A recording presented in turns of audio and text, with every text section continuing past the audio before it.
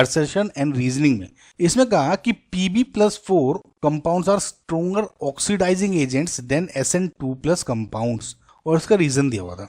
देखिए सबसे पहले तो आप ये वाले ही बना लें, carbon, silicon, germanium, tin and lead.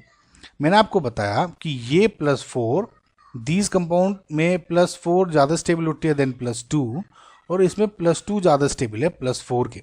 अब देखिए टिन और लेड की बात हो रही है फिलहाल इसमें। अब मैं इन दोनों को देखता हूँ। अगर +4 ऑक्सीडेशन स्टेट है तब वेल एंड गुड टिन के केस में।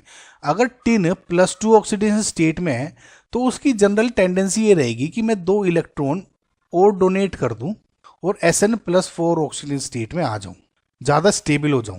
यानी ये क्या कर रहा है, दूसरे को इलेक्ट्रॉन दे रहा है, यानी रिड्यूसिंग एजेंट बन रहा है ये, समझ आपको, यानी पुअर ऑक्सीडाइजिंग एजेंट। लेड अगर +4 ऑक्सीडेशन स्टेट में है तो वो ये चाहेगा कि मैं 2 इलेक्ट्रॉन ले लूं कहीं से और मैं Pb+2 ऑक्सीडेशन स्टेट में आ जाऊं।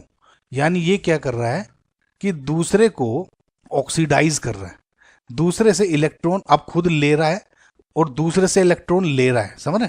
तो यानी ये दूसरे को क्या कर रहा है, ऑक्सीडाइज। तो it is a good oxidizing agent. समझ रहे ना गाइस आपको किस से कह रहा हूं? तो इसका मतलब Pb+4 compounds are stronger oxidizing agent than Sn2+ compound. This is true. Okay, ये समझ में आया क्यों? क्योंकि ये दूसरे से इलेक्ट्रॉन लेके +2 में आना चाहता है, सेम कंसेप्ट।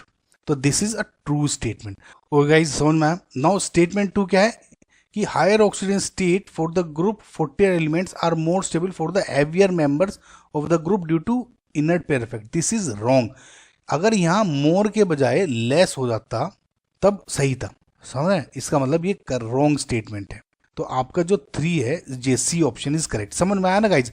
या तो हायर ऑक्सीडेशन के बजाय यहाँ low oxidation state for the group 40 elements are more stable for the heavier members. यानी हैवियर क्या है, डाउन द ग्रुप जो एलिमेंट्स हैं वे हैवियर है ना। सो इसलिए यार यहाँ मोर के बजाय लेस होता तब सही होता। फिलहाल ये गलत आंसर है। सी ऑप्शन आपका करेक्ट है। आई होप समझ में आया होगा।